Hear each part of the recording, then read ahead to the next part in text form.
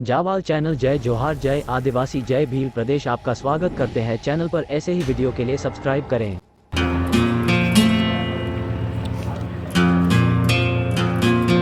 साथियों को जय जोहार। साथियों, आज 5 सितंबर के दिन राणा पुंजा भील की मूर्ति का अनावरण होने जा रहा है।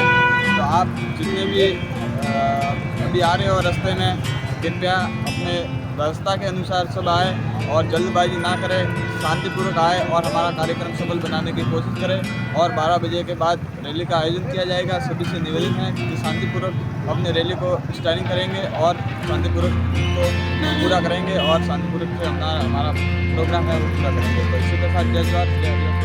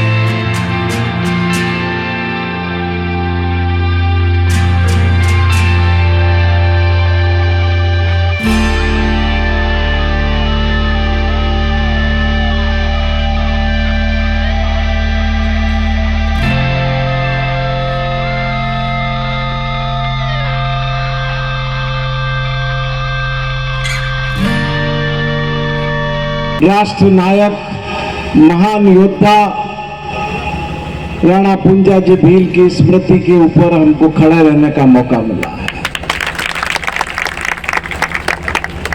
आप सब भाई बहनों का धन्यवाद देता हूं जो सैकड़ों की संख्या में अपना समय निकाल करके उन महान देशभक्त की स्मृति को स्थायी रखने का काम जो जावाल के हमारे नगर पालिका मंडल ने किया है उसके आप सब साक्षी बने।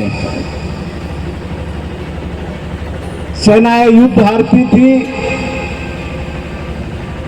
राजे महाराजाएं युद्ध हारते थे और युद्ध हारने के बाद में पहाड़ों में शरण लेनी पड़ती थी। पहाड़ों में ही जीवन बिताते हुए कभी एक पीढ़ी निकल गई, कभी 2 पीढ़ी निकल गई, कभी 3 पीढ़ी निकल गई, कभी 4 पीढ़ी निकल गई। तो ये आदिवासी समाज बना और ये आदिवासी समाज वो योद्धा समाज है तो देश के लिए संघर्ष करते हुए पहाड़ों में जा बसा है। इस देश पर आदिवासी समाज का बहुत उपकार है।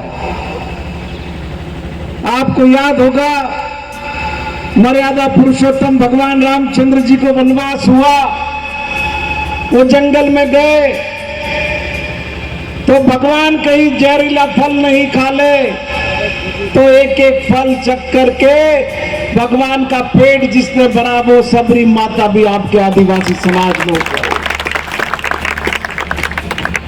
मुझे कुछ भी हो जाए, भगवान को कुछ नहीं होना चाहिए। ये मेवाड़ का प्रसिद्ध हल्दी घाटी का जब युद्ध लड़ा गया, आपको याद होगा अकबर की तरफ से कौन लड़ने के लिए आया था? अकबर खुद नहीं आया था, मान सिंह आया था। और इधर से राणा प्रताप, और उसके बाद में हकीम का सूरी राणा पुंजा, ये वो लोग थे जो युद्ध में लड़े। वो भील समाज था जिसने कंधे से कंधा लड़ा करके मातृभूमि के लिए साथ दिया, अपनी छाती पर घाव खाए, अब प्राण न्यौछावर किए। और वो समझदार लोग थे जो वो सामर्थ्य समझते थे कि देश के लिए, मातृभूमि के लिए लड़ने वाले लोग कौन हैं।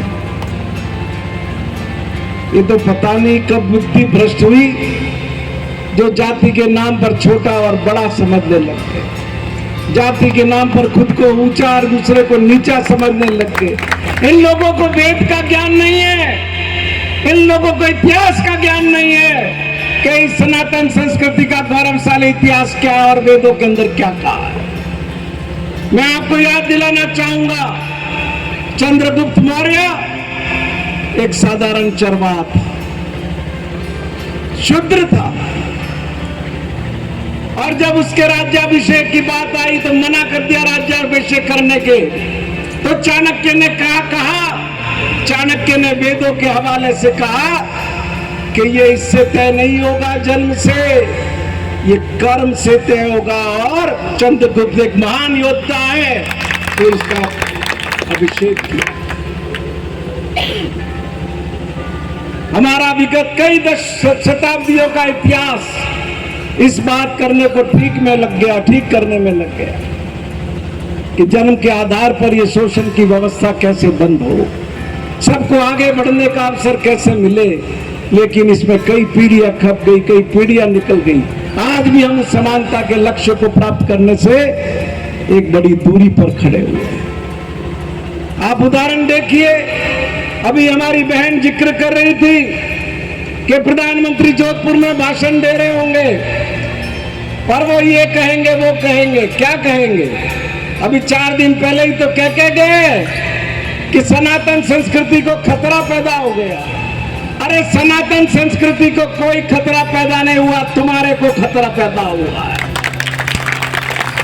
ये सनातन संस्कृति का ध्वज न तो कभी झुका है न कभी झुके। मैं आपको याद दिलाऊंगा, मुगलों का राज था देश के अंदर, तो क्या सनातन संस्कृति का ध्वज झुक गया? वो मुगलों का राज था, तभी तुलसीदास जी ने सरयू नदी के तट पर रामचरितमानस की रचना की थी, उसी वक्त की थी, उसी दौरान की थी, उसी शासन में। और ये सब कब हुए? नामदेव जी कब हुए? कबीर कब हुए? रैदास कब हुए? विठल जी कब हुए? ये जितना भक्ति काल के संत हैं, ये सारे संत मुगलों के काल में हुए, मुगलों के काल में। तो लोगों को डराओ मत, एक एक बच्चा, एक एक कण-कण, हम तो वो हैं जो पत्थर के अंदर प्राण की प्रतिष्ठा करने वाले लोग हैं। पत्थर के अंदर प्राण की प्रतिष्ठा, किसको डरा रहे हो? हमारी माताएं बहनें उन्हीं भगवान के आकर के प्रार्थना करती है, आस्था रखती है, श्रद्धा रखती है कि हमारे परिवार का कल्याण करना, हमारे भाई का कल्याण करना, हमारे बच्चे को एग्जाम में पास करना, उसको ये सिखाना चाहते। आप उदाहरण देखिए, ये पहाड़, ये जंगल, ये वन किसने आबाद रखे? किसने इनका संरक्षण किया? क्या हम शहर में रहने वाले लोगों ने किया?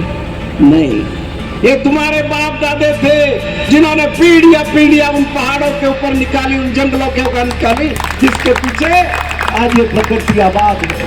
उल्टा आजाद होने के बाद तो हमने उन पहाड़ों का नुकसान किया है, हमने वन का नुकसान किया है, हमने प्रकृति का नुकसान किया है विकास के नाम पर, लेकिन उसके संरक्षण करने का काम आपके पुरखों ने किया है।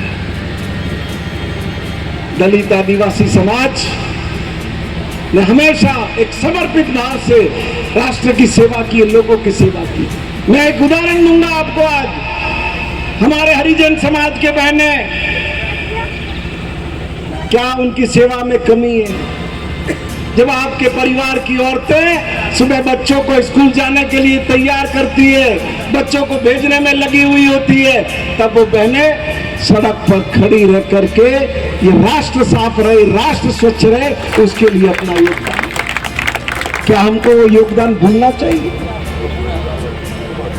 अभी हमने बहुत सी बातों का जिक्र बहुत विस्तार से हमारी बहन ने किया।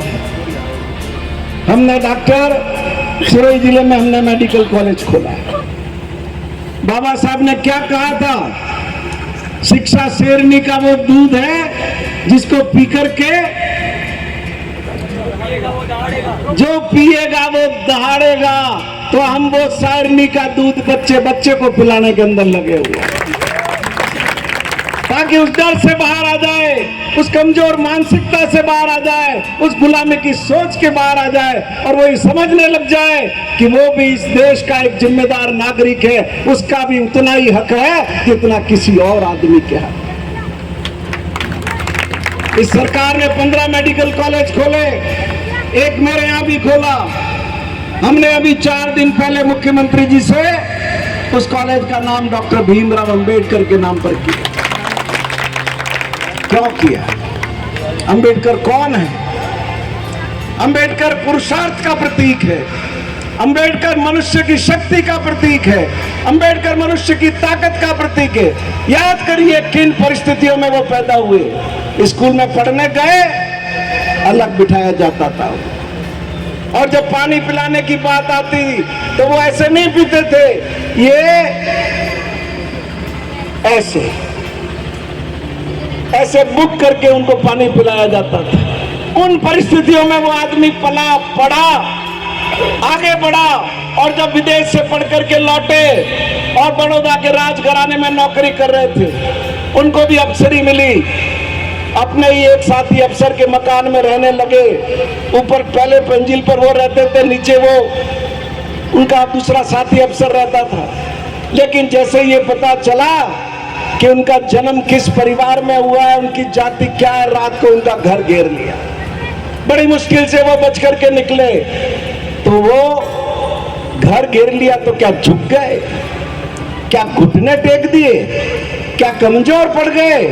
वहां से निकले तो एक संकल्प लेकर के निकले, और आज 125 करोड़ लोगों की रोशनी अम्बेडकर बने हुए। जब संविधान निर्मात्री सभा बनी, और संविधान निर्मात्री सभा में बाबा साहब को नहीं रखा था, महात्मा गांधी ने पंडित जवाहरलाल नेहरू और सरदार वल्लभ भाई पटेल को बुलाया और उनसे कहा कि अंबेडकर देश की एसेट है, और संविधान निर्मात्री सभा की ड्राफ्ट कमेटी का चेयरमैन अंबेडकर को बनाया गया।